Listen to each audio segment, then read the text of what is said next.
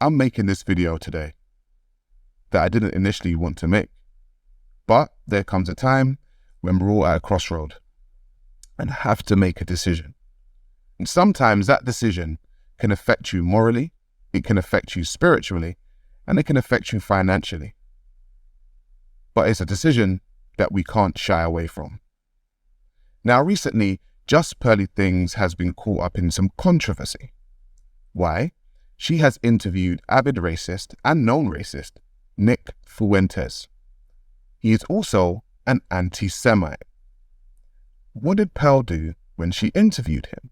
What she done is that she laughed with him and seems to agree with a lot of his points. Talk about instances of like when they initially freed the slaves, there were some slaves that felt so indebted to their owners that they would travel across states to pay them back, and they actually had a really good relationship with them. Now, if she had said some of these things about the Jewish community, she would have been cancelled in a hot minute. That's exactly what I said in one of my posts. Ask Kyrie Irving. Ask Kanye West. Now, this isn't about the Jewish community. This is about us. Okay? And so after that interview, Pearl decided to make an apology video, which was, in my personal point of view, disingenuous and a PR stunt. And all in all, it came from a place of deception. Guys, people say that stuff about me. They say I'm sexist. They say I'm a misogynist. And, you know, I really just like to give people the benefit of the doubt when I interview them. I don't go into interviews trying to interrogate someone. I just more try to listen and see where they're coming from. In hindsight, that wasn't smart. And in hindsight, I should have had someone, you know, maybe Sa Ra Garvey, maybe another content creator that could have pushed back more and really was more educated on the topics that he was talking about than I was. Because if you're not educated on the topics, why would you speak on it at all? That shows that she's just lying. I certainly was not an expert in any of the stuff that he was talking about. Now, I've been on social media for a while, and I have done interviews with the likes of Tommy Robinson, Sargon of Akkad, politicians like Lee Jasper, and also Lin May and people from the music industry like So Solid, Mega Man to be exact. Now, Pearl was reacting to my content prior to coming to the UK. And so when she came to the UK, I was very interested in the content that she would actually put out. And it just so happened that she was putting out content that I was interested in, similar to what the late great Kevin Samuels actually put out.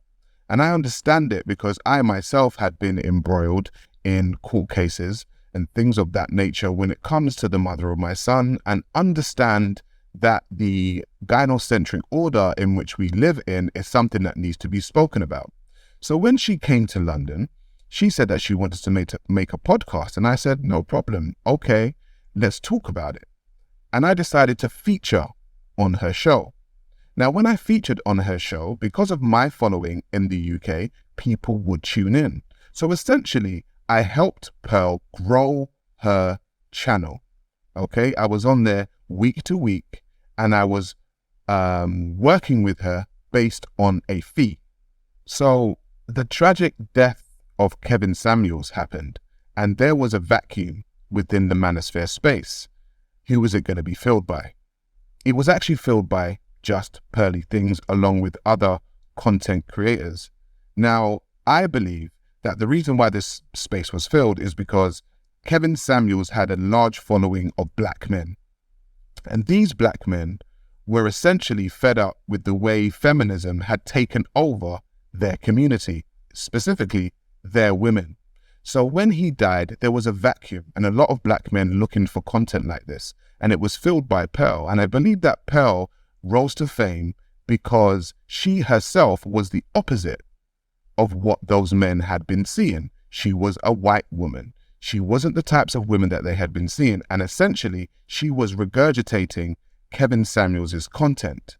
So I began working with Pearl, and from the beginning, I started to think that maybe this girl has a colonial mindset. Now, we all know that we don't want to be paranoid. So I kept working with her. However, the more I worked with her is the more that I saw. That's what happens. The more you're around a person, the more comfortable they become, the more they show their true nature. She had a colonial type viewpoint when it came to black people. And I had to school her a few times on what it was like to be black and the black experience, and also what slavery and colonization was actually like. Do you think that historical catastrophes must be compensated for? No. No. That's stupid. So then, I'm not agreeing or disagreeing. Yeah. So then, how come there were groups of people that got compensation then? How come? For instance, like Jewish people, Chinese people, Japanese people with the bombs. Like there were groups of people who got compensated. I don't know. So it wasn't fair. What? Well, I'm talking about like when I think about group, I think about reparations. So I mean, maybe if the people were still alive today, like I don't know, maybe. Do you hear how crazy that sound? Maybe if the people were still alive today. And look how disinterested she seemed in the topic, as if she wanted to say, will you hurry up and say what you're going to say and be quiet? She don't care one bit. Maybe. But like when you said historical, I thought you meant like at the past, In the not past. the present. Yeah, so like in the past, so like people talk about slavery. So in the past, you know, the Holocaust happened. In the past, you know, the Japanese, but people got compensated for it. Yeah. There's a book, right, called How Europe Underdeveloped Africa. And when you read that book, you realize that the whole Industrial Revolution and stuff like that was started because of the colonization. And you just think, well, if you didn't do that, then you wouldn't be as successful. So what do you mean by the colonization? So How can you be white, black, Hispanic, or anything and live in America and don't know what colonization is? My 7-year-old daughter knows what colonization is. My 15-year-old son really knows what colonization is. colonization of Africa, so both the people and the resources, right? There's a direct correlation between the colonization of Africa and the Industrial Revolution. Okay. And so with all the metals and the rubber and all this kind of stuff coming from Africa, it fueled the Industrial Revolution of the West. Wait, so you're saying like in Africa, when you say colonize, you're saying like did England come in and colonize? Yeah, like so European, France, Spain, Portugal, England. And they like enslaved Africans, and that's what you're saying. Okay. So they enslaved and at least colonized the continent. Okay. So when you colonize a continent and then you take ownership of the resources, you're able to gather those resources together and use them to your own benefit. Right. And so you gather those resources, use them to your own benefit and build up your economy, all the while messing up the economy of that actual country. Right. So that video was filmed in 2022. And in that video, what you saw was me attempting to tell Pearl and show Pearl what colonization was like.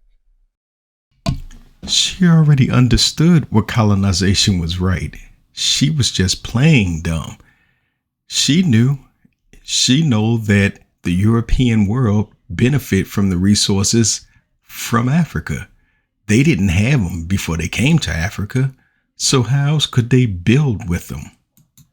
How people went to another group of people and took their resources and took what was theirs and built their empire off of it. So when Pearl now plays like she doesn't know what colonization is, and she doesn't know what slavery is, and she says these insensitive statements, in that video, I actually attempted to give her a book. It was called How Europe Underdeveloped Africa. I've read it myself. She semi-dismissed that book. She kind of dismissed that book. And then she went on with herself to go and interview a man like Nick Fuentes. She not only dismissed the book, she dismissed every valid point that Sa Ra made. Pearl has Africans that work for her. Now, Nigeria has many issues. Now, the disparity in Nigeria has rich and poor people living just on the breadline. And Pearl has these types of people working for her. They edit her videos. They make her thumbnails. So, look what I have here. This is evidence to show how hard my Americans work. No, hold on. You forgot, yeah? What? This is how hard my white Americans work. Oh, yeah, sorry. They're very hard workers. Yes. I like how they work. My white Americans really work hard. You see that? They inspire us to work harder. No. Do you know what? They don't even inspire. They're working hard for themselves, bro. Oh, okay. You know, they're putting in a lot of work, yeah? They put in a lot of work. My white Americans. You guys should. See how King Riches like to dance? He's dancing hard in this video. This is the same guy I spoke about in my previous video. Go view that video. He loves to dance. This man has no backbone, completely spineless, and a total sellout. Work hard. Yeah, you could. So Pearl has taken people on from Africa, which on the surface looks like a good thing. And I guess it is. Africans are being fed. They're taking money from her. They are feeding their family. Amazing. However, with a colonial mindset, this can be quite dangerous. And what happened during that interview with Nick Fuentes was that she used an age-old tactic that colonizers use, which was the divide and rule tactic. She pitted African Americans versus Africans when she spoke about how hard Africans work compared to how hard African Americans work. And she also used the term, my Africans. Much of what Pearl says is determined by her management, which she has said to me on many occasions that she shares with Candace Owens. Now you know exactly what type of subhuman Candace Owens is. She is the epitome of sellout and buck dancer. So when you have a colonial mindset and you have a management who tell you what to say, what generally happens in my personal point of view and what I actually saw was that she began to start paying people pittance. She began to start offering contracts to people that owned them, just like a colonial master would. Case in point, myself and Pearl sat down to have a conversation about me signing to her contractually. And I want to make this very clear. I have never signed to the Just Pearly Things network. I have always been an independent. Pearl has known that, and I have known that. And so anytime I worked with Pearl, we had agreed a fee, and I worked for that fee. I have never been signed to the Just Pearly Things contracts. However, she has signed a few Africans, namely King Riches and Auntie Jenny. Now, I have no problem with a King Riches or an Auntie Jenny. However, if we look at the contracts that they signed, you would understand the reason why I use the term colonization and colonial. Now, myself and Pearl sat down to have a conversation, and she expressed to me that she wanted to do a new segment for her show. In that segment, she said that she would like me to present a topical news show on a day-to-day basis. So I said, okay, no problem. Talk to me. What are we talking about? And she said she would want me within her studio 4 days per week. I said, okay, from what time? She said from 10 in the morning till 5 o'clock in the evening. And I said, okay, well, that is 7 hours. I said, so working 4 to 5 days a week for 7 hours is essentially a day job. I said to her, okay, so what is my guaranteed fee at the end of the month? What is the salary? And she looks at me and she says, we do not do guarantees and we do not do salaries. So I said, so if you don't do guarantees and you don't do salaries, what is it that you actually do? And she said she does percentages. So I said, okay, cool. Well, what's the percentage? She said, Sa Ra, you're the high end, so you will get 70-30. So I said, fine, okay, let me listen. 70% goes to me and 30% goes to you. Now she looked at me and she said, no, 70% goes to me, Pearl, and 30% goes to me, Sa Ra Garvey. And that's when I started scratching my head. And I You do the lion's share of the work, and she takes the lion's share of the money. said, hang on a minute. So are you telling me that's a high-end contract for you? And she said, yes. And I said, so are you saying that Just Petty Things Network has other people on low-end contracts? She said, yes. I said, King Rich's and Auntie Jenny? She said, yes. I said, what's the low end? She said, it's 10 to 15%. So essentially, she could be owning 80% of the content, which is basically the monetized views on somebody's channel, and they only take home 15% of the money.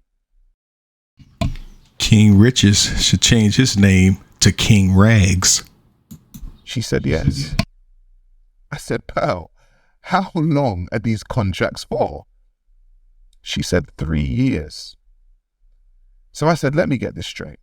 You want to own me for 3 years to take 70% of my ad revenue, keep me in your studio from 10 o'clock in the morning till 5 o'clock in the evening for 4 to 5 days a week, and you are not guaranteeing me any money. I said respectfully, for what reason would I work for your company? She said, because we have a great studio and we have great lighting and we have great editors that will edit your stuff down. Now, I may be a lot of things, but I'm not an idiot. I may be cool, I may be calm, I may be collected, but I'm not a fool. And essentially, the colonial mindset of Pearl has people working on her quote-unquote plantation for absolute pittance, when a year ago, I suggested to her to look into exactly what colonization was, and she acted dumb. Guys, people say that stuff about me. They say I'm sexist. They say I'm a misogynist. And, you know, I really just like to give people the benefit of the doubt when I interview them. I don't go into interviews trying to interrogate someone. I just more try to listen and see where they're coming from. You don't deserve the benefit of the doubt after what Sa Ra is giving us. You are the most untrustworthy individual one would want to deal with. In hindsight, that wasn't smart. And in hindsight, I should have had someone, you know, maybe Sa Ra Garvey, maybe another content creator that could have pushed back more and really was more educated on the topics that he was talking about than I was, because I certainly was not an expert in any of the stuff that he was talking about. Now, I grew up in a time where there were brilliant R&B girl groups like TLC, and also brilliant R&B artists like Toni Braxton. They both sold millions and millions and millions of records, but they ended up broke. Why? Contracts. They were signed to contracts that did not favor them. And essentially, what Pearl is trying to do is come back in with the same contracts and do the exact same thing to the manosphere and do the exact same thing to the red pill community. Why? Because Kevin Samuels left a gap, and Kevin Samuels' fan base was predominantly black men. And Pearl has come in there and attempted to be top of the food chain. I will not be a part of this game, and I will not be a part of this colony. I have always been an independent. If people in the UK who can actually say and watch all of my content can say that I've been around before Pearl even arrived in the UK, what would I look like signing my life away, essentially, 70% of all I own, to this woman who just arrived in the UK the other day. She You would look like King Riches. said to me that she's actually looking to sign more talent this year. Good for her. Good for the talent. But I hope they watch this video, and I hope they realize exactly what they will be signing. And I actually hope that this video makes her think about the ways, because essentially I had been with her from the beginning and I had helped grow her channel. And if she could suggest this to me, somebody who helped her grow her channel, then you are nothing to her. That's right. She have a colonial mindset. She thinks herself above you. So she don't look at what you did as a good gesture or a favor. She look at it as you were obligated to do that you are obligated to serve her because she thinks that she is your superior. Supremacist mentality. That's what that is. I have only given you around 30% of what I know. We haven't even touched on the very odd and weird parties that Pearl likes to invite people to. And I was invited to one last year, and she told me that her manager was coming from America and they were going to have a party. And very interestingly, they said that it was going to be board games. And I said, okay, cool. I don't mind playing Monopoly. I don't mind playing Snakes and Ladders. When I got there and I asked her about the board game, she said, no, a board game. There was a whiteboard in the living room. And what she proposed was that we all have a time on the whiteboard and we do what she says and we talk about certain things which were quite sexual and we put them on the whiteboard. But you know what I saw? I always saw her manager Kobe in the corner filming everything. And we've all spoken amongst ourselves and we've spoken about Hollywood and the things that go down. And within that party, what I saw was if people were on that board doing very sexual things and doing things while they were drunk, that stuff was being recorded. But we'll speak about it another time.